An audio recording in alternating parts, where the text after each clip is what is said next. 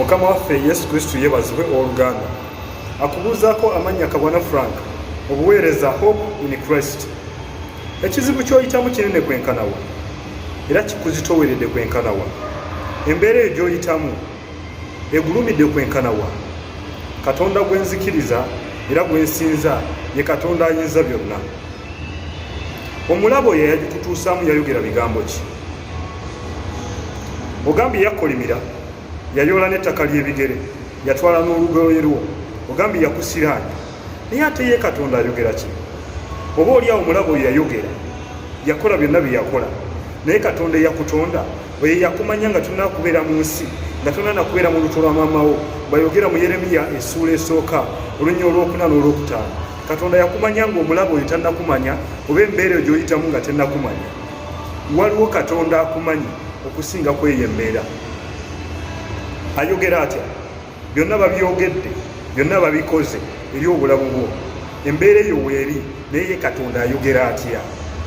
Katulabe ekitabo kya Isaaya, tambula nange mu Bayibuli, essuula ya 40 tandika ku nnyolo 10, agamba bw'ati: totya kubanga nze ndi wamu naawe, tokeŋŋentererwa kubanga nze Katonda wo.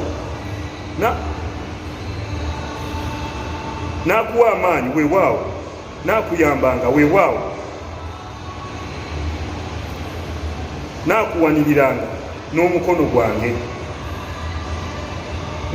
Naakuwaniriranga n'omukono ogwa ddyo ogw'obutuukirivu bwange. Olw'ekumi mulaba oba bonna abakusunguwalidde balikwasibwa ensonyi, baliswazibwa, oba abawakana naawe baliba nga si kintu era balibula. Katonda bw'atyo bw'ayogera, bw'abadde atidde, abadde aweddemu amaanyi, abadde aweddemu essuubi, abadde akeŋŋentererwa, abadde alowooza nti oli wekka, abadde alowooza nti omaliddwawo. Katonda ayogera naawe. Olunyiriri olwa 12, olibanoonya so tolibalaba, oba abakuyigganya abo abalwana naawe baliba nga si kintu era ng'ekirerya. Kkiriza bukkiriza, Katonda ye Katonda omuyinza w'ebintu byonna. Ojja kgenda mu kitabo ky'okuva essuula y'omukaaga olunyiriri olw'okusatu ng'agamba Musa nti nze Katonda omuyinza w'ebintu byonna. Otandika ku nnya olusooka nga nti yalabikira Ibulayimu, Isaaka ne Yakobo nga Katonda omuyinza w'ebintu byonna. Yakuwa, weetaaga kumutegeera butegeezi, weetaaga kumumanya bumanya nti ayinza byonna, tewali kimulema.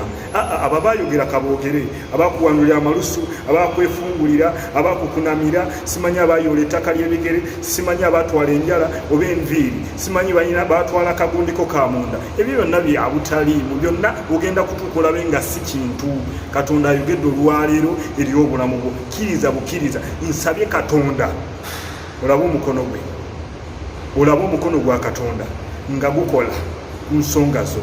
Olabe omukono gwa Katonda nga gumenyamenya era nga gukwambulula ebyo byonna eri obulamu bwo. Katonda aseetezeezo n'ensozi zibadde zigulumidde zobadde olabanga ezitayinzika. Katonda ateme kuba watali, Katonda akutemere ekkubo, akutuleko enjegera, ebikoligo byonna ebisiraani, ebyo byonna bye baayogera ku bulamu bwo. Njogera ku ebyo bye baalaamiriza, byonna bye baayogera ku bulamu bwo, ku baana bo, ku bizinensi yo, byonna bife mu linnya lya Yesu. Nsabye Katonda